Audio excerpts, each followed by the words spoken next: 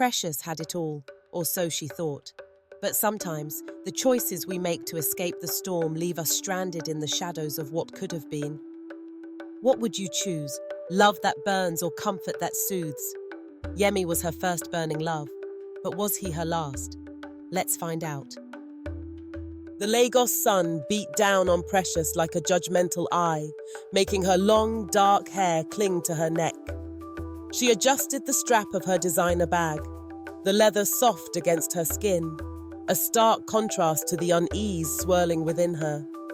She was, as her name suggested, precious, not just in the way she was cherished by her parents, but in the way she carried herself, with an almost ethereal grace that belied the steel beneath. She remembered, as she often did, the summer she'd met Yemi. He'd been the boy from the most prominent family in their opulent neighborhood, the one whose name was synonymous with effortless wealth and charm. He drove a sleek convertible. His laughter was as bright as the Lagos skyline, and he looked at her with an intensity that had set her young heart ablaze.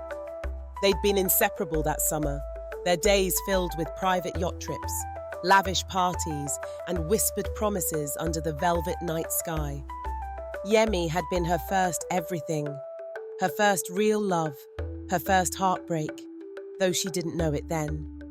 He'd introduced her to a world of privilege that had felt like a fairy tale, a world where problems seemed to vanish at the wave of a hand, and every whim was instantly gratified. They were the golden couple, the envy of their peers. Their relationship wasn't just a fleeting teenage romance. It felt monumental, like they were building a castle in the clouds.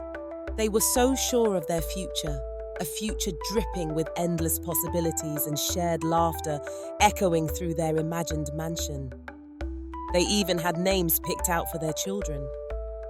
Then the unthinkable happened. The stock market crashed and Yemi's family, once the epitome of unshakable fortune, found themselves caught in the undertow. The opulent mansion was sold, the flashy cars disappeared, and the private yacht was a memory. Yemi's father, once the beacon of success, became a haunted figure, burdened by the weight of his losses. The change in Yemi was stark. The laughter faded, replaced by a constant furrow between his brows. The vibrant boy she'd fallen for was now shrouded in a darkness she couldn't penetrate. He was no longer the prince she'd imagined, and she, in her youthful naivete, couldn't handle the reality of a broken kingdom. The weight of his family's woes, the sheer unfamiliarity of financial uncertainty, pushed her away. Their relationship, once a beacon of blinding light, began to crumble under the pressure. Precious found herself spending less time with Yemi, drawn towards another life, one that mirrored the comfort she had become used to. She met Chiedu at a charity gala. A man older, more established and wealthy, with an air of quiet confidence that soothed her anxieties. He was everything Yemi had become not to be. Chiedu courted her with the same extravagant gestures she'd once enjoyed.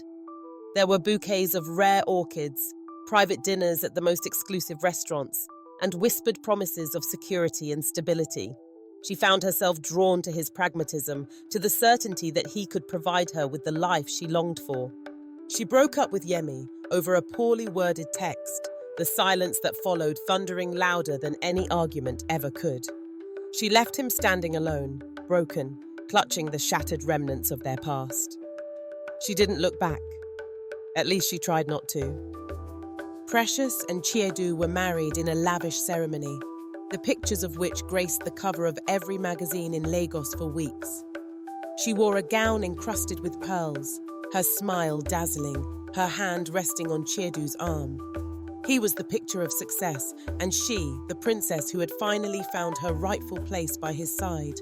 They had a son named Kachi, his laughter filling the void often left by her own quiet contemplations. He was a cherubic boy, the spitting image of his father, and the center of her carefully constructed world. Years passed. Precious moved through her life with an almost practiced ease. She was the quintessential society wife, attending galas, hosting lavish parties, and appearing in the social pages. She was everything she had ever wanted to be, yet there was a lingering emptiness that she couldn't quite shake. The ghost of Yemi's laughter still echoed in the quiet corners of her mind.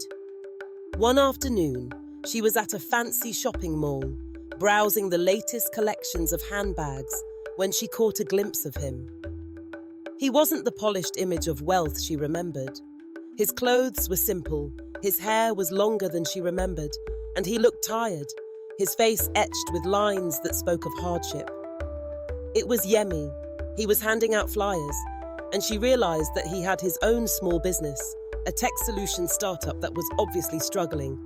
Precious ducked behind a display, her heart pounding like a trapped bird.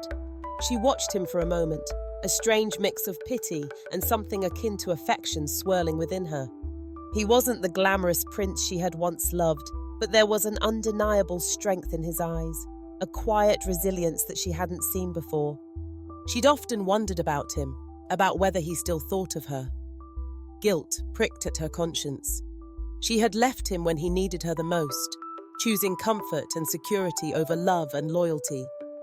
She had traded one life for another, and yet she couldn't help but question if she'd made the right choices. She watched as he handed a flyer to a young woman, a genuine smile playing on his lips. It was a slow, cautious smile, but it was a smile nonetheless, and it reminded her of the boy she'd once known. She saw a hint of the old Yemi, the boy who held her hand, his eyes filled with love and possibility. She finally allowed herself to meet his eyes, a flicker of recognition passing between them. She saw the pain, the hurt, but to her surprise, she also saw forgiveness. He nodded, a barely perceptible movement, and then went back to handing out his flyers. Precious didn't approach him. The gulf between their lives felt too vast, the choices she'd made too irreversible. She turned away, the weight of her decisions pressing down on her. The designer bag felt heavy in her hand, the luxury she was so accustomed to suddenly meaningless. She had everything she'd ever wanted, a husband who adored her, a beautiful child, and a life of opulence. Yet, she was haunted by the memory of the boy who had loved her before she was anyone, before she was precious, the boy she had left behind for a life she hadn't realized was missing something essential, the something that perhaps no amount of wealth could ever buy. As she walked to her car, the Lagos sun, which once felt oppressive, now felt cold, and despite the comfort that she was accustomed to, her world felt a little less warm, a little less bright.